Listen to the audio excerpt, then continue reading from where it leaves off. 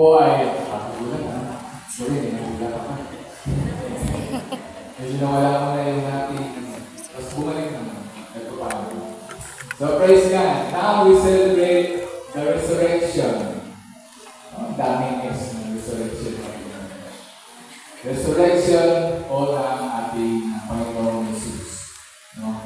At nakakatuwa. Ewan ko kung natutuwa ako. Nakaraan ako ng daming nangyari.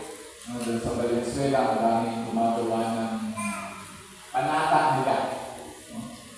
Ang haba ng pila sa nagkarumahan. Tapos, pinapalo-palo nila yung ano tawag ko? Sa nila? Palas. Hindi. Palas. Palas. Kwentuhan namin kahapon. Ang mga trabaho ko. Kaya sila hindi sila Roman Catholic din sila, pero they are against dun sa mga nagkaganon. Kasi sabi nila, ano daw yan parang sinusugatan din yung likod ng day para sipin mo, susugatan ng sarili mo, tapos papaaraw ka, wala kang gamit, tapos pawis, tapos papagpaloin mo yung likod mo, no? Sinasaktan mo lang yung sarili mo, no? At nakakano lang din, dahil meron daw time din nun na yung babae, parang inisprehan ng alcohol yung likod. Talagang mahapdi yun, no? Sugat na yung likod mo, inisprehan ka pa ng alcohol. Tapos sa mga video, no? Yung mga naghahatak ng cross, no? Tapos meron, sabi doon, holy kick. Kasi nainis yung parang buhat ng cross doon. Kasi parang nasuntok ata siya. Tapos dinaganan pa yung cross. Yung mabigat. Ginawa niya, nung binagsak niya yung cross, sinipa niya yung itong mga tao doon. Talagang siguro walang matawa sa buhay. Parang hindi na appropriate. At talagang hindi na. So, yung pag-aaralan po natin ngayon is about the resurrection of Jesus Christ. Sino pong naniniwala na nabuhay si Jesus? Amen. Ngayong tatlong araw. Si Jesus po, maging siya ay nagsabi na siya ay mawawala, mamamatay, at muling mabubuhay sa ikatlong araw. Noong nabuhay po siya, yung mga, parang takot na, yung mga 12 disciples, kasi takot na sila, dahil sila na yung susunod, na uhulihin, no, at baka itakot sa krus, dahil na sila ay kasunod ni Cristo. Then, nabalitaan nila na sila nagtitikot, nagkakipon sila, ng Sunday, at nalaman nila kay Maria, na si Jesus ay wala na doon sa kuweba, sa libingan. Naalala ko, kahapon, Saturday. Ang tawag nila pag Saturday is Black Friday. Oh, Black Saturday. Black Saturday at wala daw yung Diyos. Tulog o patay ng Diyos. Kaya ginagawa ng iba, pupunta sa puso, naghahanap ng kuweba kasi wala daw ahas sa kuweba. Iba naman, gayuno, iba naman, dito sa dagat, kasi kung ano yung gagawa, ay tulog na si Lord daw ang sasabihin. Walang Diyos pa sa kuweba. And then, ito na halaman nila na wala si Jesus. Wala na yung katawan ni Jesus doon. Sinabihan sila na nagpakita si Jesus, buhay na si Jesus. Basahin po natin, John 20, verse 24 to 28. Meron po tayong Bible dyan. Meron ng isa. Let's open our Bible in John 20, verse 24 to 28. Verse 24, Now Thomas, also known as Didymus, one of the 12, was not with the disciples when Jesus came. Nung nagpakita si Jesus sa mga disipulo. Merong isang siguro, hindi ko alam, siguro nanguhuli ng gagawin ko, si Thomas. Kaya kung ano pinagagawa, kaya hindi nakasama doon sa mga disipulo. Nung nagpakita si Jesus, wala siya doon. So, the other disciples told him, "We have seen the Lord." But he said to them, "Unless I see the nail marks in his hands, and put my finger where the nails were, and put my hand into his side, I will not believe." Di ako naniniwala. Di ako naniniwala na hindi ko nakikita. Parang tayo lang din. To see is to believe. Naniniwala lang tayo kapag nandiyan na nakikita natin. Pero kapag kinuwento lang sa atin, meron pa tayong doubt. 50-50 pa. Kung maniniwala tayo doon. Diba? Para tayo si Thomas. So, verse 25, sabi niya doon, kung hindi ko makikita o hindi ko maipapasok yung kamay ko sa mga sugat niya, hindi ako naniniwala. Verse 26, a week later, his disciples were in the house again, and Thomas was with them. Though the doors were locked, Jesus came and stood among them and said, "Peace be with you." Then he said to Thomas, "Put your finger here. See my hands. Reach out your hand and put it into my side."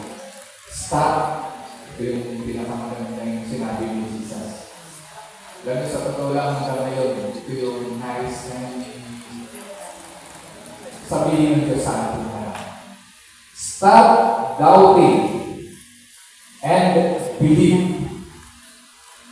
Tigilan mo na yung pag-aalinlangan at ikaw ay manalo. Sabi niya. Then Thomas said to him, "My Lord and my God." Sometimes tayo, nagkakaroon din tayo ng doubt sa buhay. Sa pag-sisipin natin sa Panginoon, sometimes nagkakaroon tayo ng pag-aalinlangan kung ito ba ay tama ba itong ginagawa ko? Tama pa ba itong aking ginagawa? But alam nyo, yung doubt, yan ay galing sa kalaban, sa kaaway. At yan yung nagpapalubog sa atin. Naalala nyo, sa example kanina, yung sa Bible study namin, ito si Peter. Diba? Yung siya ay tinawag, parang nakita niya si Lord, sabi niya, gusto ko rin maglakad dyan. So sabi ni Lord, sige, punta ka dito. Then, he believed in Jesus, makakad siya sa tubig, nakita niya na yung alon, nagkaroon siya ng doubt, ito na naman si doubt, unti-unti siyang lumulubo. Sabi ni Lord sa kanya, nawakan siya ni Lord, napakaliit na yung pananampalataya. Sometimes ganun tayo, kapag na-overwhelm tayo ng mga problema, mga pagsubok, at mga nakikita natin sa paligid natin, sa mga gera na naririnig natin, sa gas na patuloy na tumataas, at sabi nila hanggang next year pa daw, yung pagtaas. Nagkakaroon tayo, panic, doubt na hindi na ito manalako sa mga ito. Lord, ito na ba yung sign? Kaya sabi ni Lord, darating ako kapag nangyari na ito. Nakakarinig kayo ng mga rumors of war, gera, away ng pamilya. So, yung mga bagay, magkakaroon ng pandemya, sakit, at yan yung mga naranasan na natin, yung panahon natin, yan, you know? So, nakakaroon tayo ng minsan, pag-aalala. At yung pag-aalala na yun, magkakaroon tayo ng doubt. Sinisiksik sa atin sa tanas na, magsisimba ka pa rin ba? Pag ganyan na, wala ka ng gas. Yung sasakyan mo, wala ng gas. Yung motor mo, wala ng gas. Taas ng gas.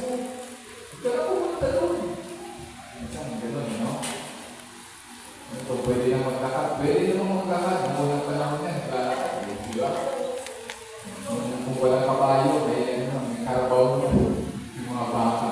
So sometimes, yung mga doubts and mga alalahanin natin, yung nagbibigay sa atin ng minsan, ng pag-aalala sa buhay, at nakakalimutan natin si Lord. Parang si Thomas. Nagdadaw, siya ba talaga, ang totoo bang buhay si Jesus? Dapat lagi panatilihin natin na kung tinanggap natin si Jesus sa buhay natin, siya ay laging buhay sa puso natin. Amen? Amen. So ayun, sabi niya, sige, lagay mo yung kamay mo sa yung daliri mo sa mundo, at yung kamay mo sa kagiliran ko. And then, that time, naalala ni Thomas na, Lord, you are right. Dapat ganun din tayo. Kapag lagi natin alalahanin na ang Diyos ay laging nandyan, and He will guide us in every situation na mayroon tayo. Amen? Amen. John chapter 4 verse 6. Jacob's well was there, and Jesus, tired as he was from the journey, sat down by the Yan, well. low ba yan? It was about noon.